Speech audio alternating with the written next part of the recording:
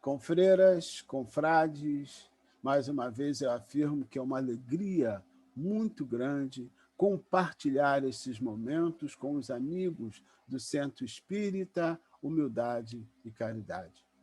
Hoje nós trataremos do assunto o espírita, a doutrina espírita e o processo de assimilação. E na parte introdutória da nossa conversa, nós vamos tratar da casa espírita enquanto espaço de transformação. Como todo templo efetivamente religioso, a casa espírita é um locus de encontro de pessoas afins. É um importante ambiente de aquisição, de assimilação de conhecimentos, de vez que as pessoas se reúnem nesses locais para a interação edificante, para o compartilhamento de saberes. E como nós estamos falando de processo de assimilação, nós lembramos que assimilação é a incorporação de informações, ou seja, é a nossa capacidade de nos apropriarmos de novos dados, de novos conteúdos. E se levarmos em conta que o Espiritismo é um roteiro para as nossas vidas, o Centro Espírita é, de fato, um espaço interessante para pormos em prática esse roteiro. Mas é muito relevante eu informar para todos que, nada obstante, seja um espaço interessante para esse fim, ele não é o principal espaço. Ele não é o espaço mais importante. E nós vamos falar disso mais adiante. Por enquanto, releva informar aos confrades e às confreiras que nós abordaremos no nosso tema, o processo de assimilação da doutrina espírita, em brevíssimas considerações que faremos sobre 3 pontos. O primeiro, quando o espírita entra para a doutrina espírita. No segundo, quando a doutrina espírita entra no espírita. E no terceiro, nós vamos ver quando a doutrina espírita flui, quando a doutrina espírita sai do espírita. Convém que se diga, no entanto, que a nossa proposta não é trazer aqui para nós uma receita de bolo. Né? Afinal de contas, nós somos individualidades. Logo, não há uma receita pronta para cada um de nós. A nossa proposta será nos conduzir a reflexões. Né? Quando nós estudamos as bem-aventuranças, percebemos que Jesus deixa bastante claro no Monte das Oliveiras o que ele espera de nós para que nos tornemos bem-aventurados. Então, nós sabemos o que precisamos assimilar. E aquilo que nós assimilamos é o que podemos dar. Não é? Ninguém pode oferecer o que não tem. Ora, se nós estamos aqui reunidos, é porque há um consenso entre nós de que a doutrina espírita é um bom roteiro para as nossas vidas. Então, será o conjunto de princípios que a doutrina espírita encerra que deverá fluir de nós. Né? Importa saber como, onde e em que circunstâncias. Entramos na doutrina espírita de diversas maneiras. A leitura de um bom livro com conteúdo espírita, o convite de um amigo. Muitos vêm para a doutrina pela dor, poucos vêm para a doutrina pelo amor, alguns vêm por conta da mediunidade, outros por curiosidade. Eu, por exemplo, possuía lá atrás uma ideia altamente equivocada do espiritismo. E foi observando o comportamento de uma pessoa que se tornou meu amigo, que eu pude perceber, vamos dizer assim, de certa forma, a doutrina saía dele. E foi exatamente por admiração, a conduta, a postura que ele vergava, que eu, certa vez, ou até mais de uma vez, eu perguntei para ele de onde vinha aquele conhecimento, de onde vinha aquela bagagem que ele passava para mim. Eu passava, naquele momento, por uns momentos difíceis. Então, ele sempre tinha a palavra certa, ele sempre trazia para mim uma boa fala, um consolo. E eu, algumas vezes, perguntei a ele de onde vinha, aonde ele teria ou tinha adquirido aquele conhecimento, aquilo que ele passava para mim. E ele, de uma das vezes que eu perguntei, ele me redarguiu questionando: você quer mesmo saber? Como ele tinha se tornado meu amigo, eu respondi também com firmeza: claro, se eu estou te perguntando, é porque eu quero saber. Aí ele falou assim: então eu vou te dar um livro de presente. Você vai ler? Eu falei: certamente. E aí, passado aí uns 2, 3 dias, ele trouxe para mim o Evangelho segundo o Espiritismo. Eu rapidamente iniciei a leitura e tive, como todos que são leigos na doutrina, eu tive muita dificuldade no início da leitura. Dava o soninho que dá em todo mundo, aquela dificuldade grande para vencer a introdução, era um linguajar todo novo, vencer a introdução foi muito difícil, mas ele estava sempre ali me incentivando, querendo saber em que parte do livro eu estava, como é que estava a minha compreensão. E eu achei aquilo interessantíssimo. Quando eu cheguei lá pelo 3º, 4º capítulo do Evangelho segundo o Espiritismo, eu quis saber, eu não quis saber, não, eu tive um ímpeto, né, de procurar uma casa espírita. Achei o Damasco. Fui para lá e nunca mais saí. Aqui estou eu, né? Nunca mais saí. Então, era chegando na doutrina, eu passei também por todo aquele deslumbramento de quem chega, né? Toda aquela empolgação de quem chega e tudo mais. De alguma sorte, o Espiritismo não era novidade para mim.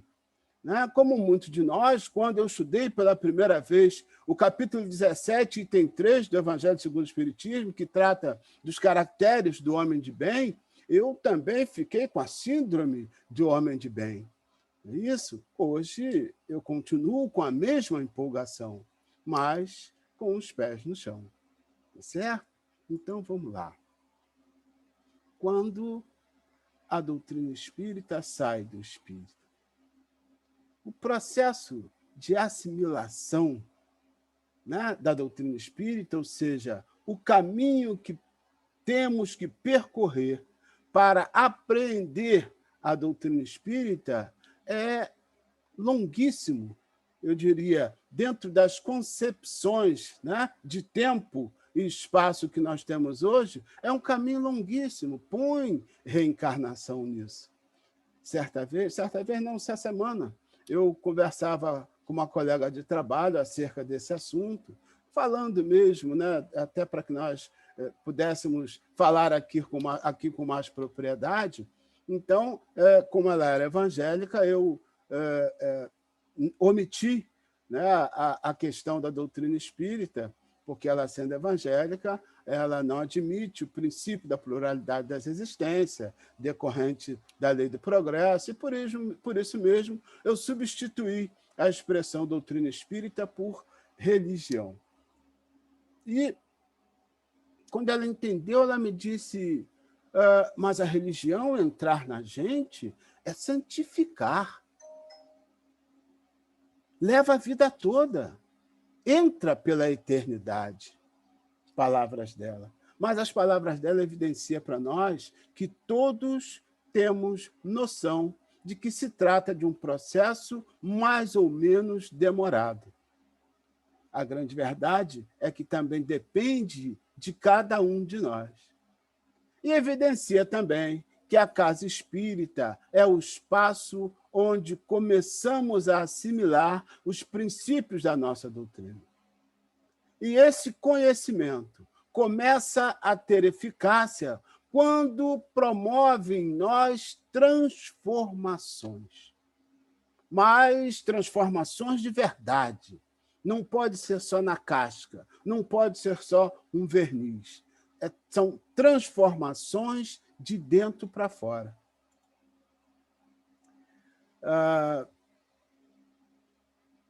Nós vamos nos levar a dessumir, né, acerca do quanto essas transformações passam, ou quando essas transformações passam a modificar, a promover modificações no ambiente interno, né? Ou seja, quando essas transformações, a doutrina significa que a doutrina espírita está fluindo de nós, não é isso? Então, nós vamos fazer uma figura que vai nos ajudar a chegar a essa conclusão. Vejam, Jesus nos falava dos sepulcros caiados por fora e cheios de podridão por dentro, referindo-se à hipocrisia dos fariseus. Nós ousamos aqui fazer um paralelo, né, com a admoestação de Jesus, com o nosso tema, e comparar essa podridão a que se referia o mestre com as nossas concepções equivocadas, oriundas dos nossos vícios morais, os quais, a partir do momento que passamos a assimilar os princípios que a nossa doutrina encerra, vão se transmudando para a melhor. É como se nós fôssemos um recipiente, mas não esse recipiente transparente, límpido, não. Um recipiente cheio de impurezas. E nesse recipiente fosse instilada água pura, né? Água pura, devagar, gota a gota, constantemente, até que esse recipiente comece a transbordar. E as impurezas do seu interior, pouco a pouco, vão fluindo e cedendo lugar à água pura. Mas observemos que no processo de substituição das impurezas pela água pura, do recipiente vão se derramando impurezas e água. Impurezas e água. Conforme o tempo vai passando, nós vamos observar que vão saindo água e impureza. Água e alguma impureza. Depois de muito tempo, aí nós vamos observar que do recipiente vai fluir apenas água. Mas importa salientar que durante esse processo, sujidades vão se depositar nas paredes e se acomodar no fundo do recipiente.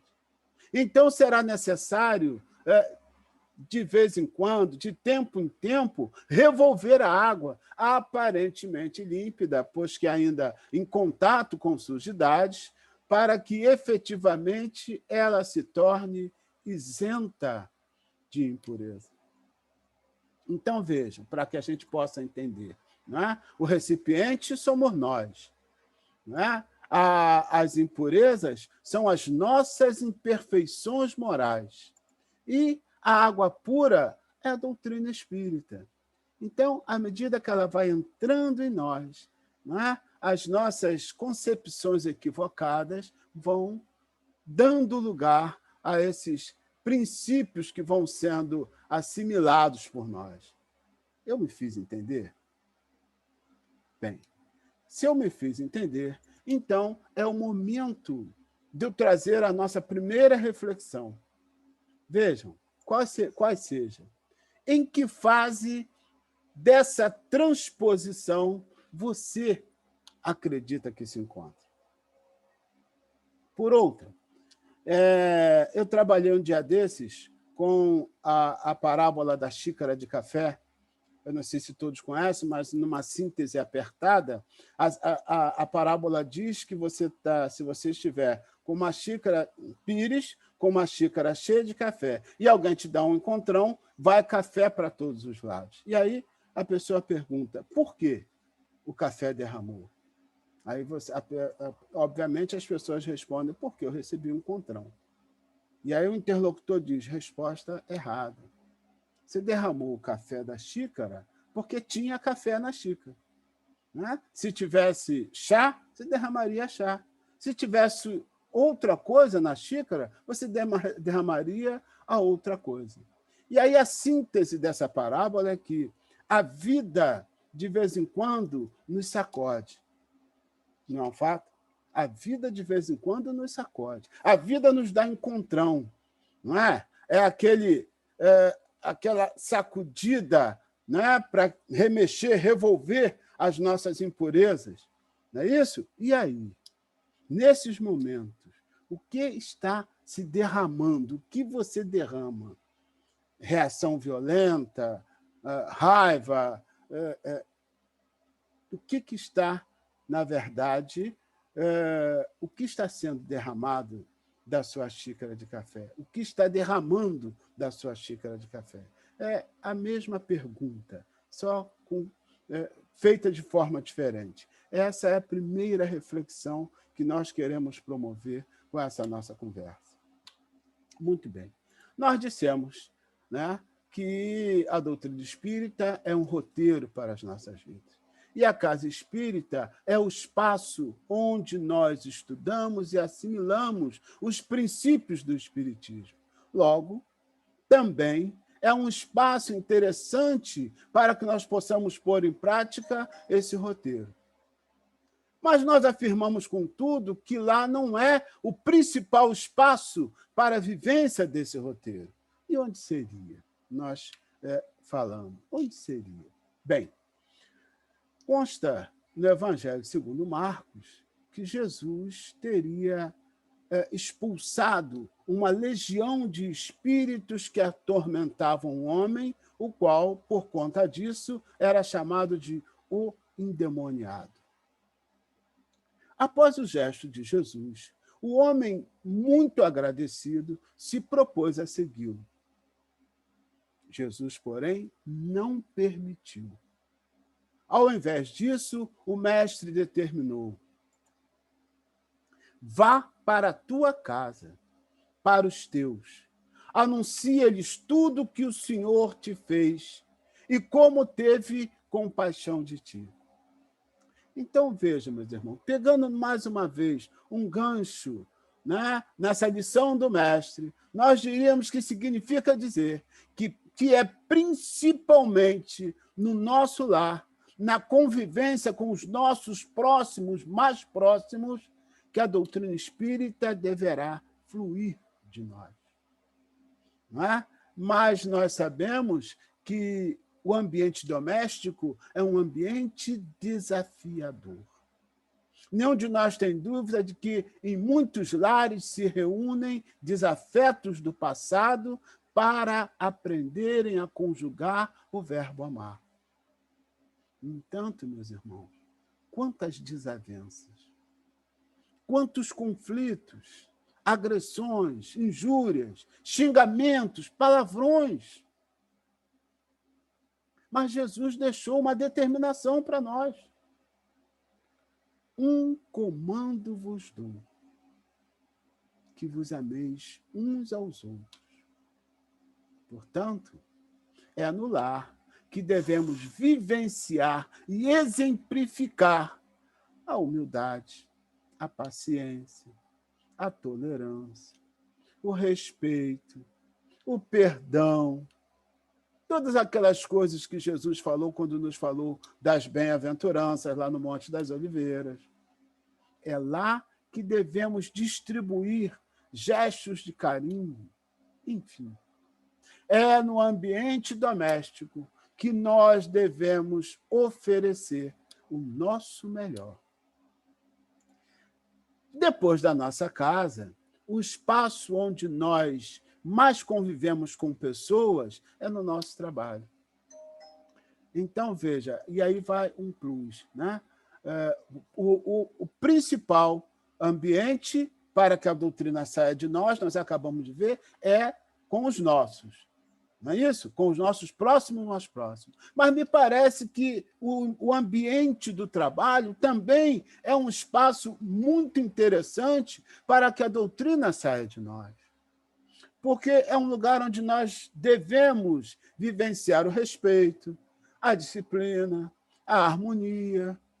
É onde nós devemos buscar fazer o nosso melhor, dar o nosso melhor, querer o melhor para o nosso empregador, porque é o nosso empregador que está nos dando essa oportunidade ímpar de levar o pão de cada dia para casa.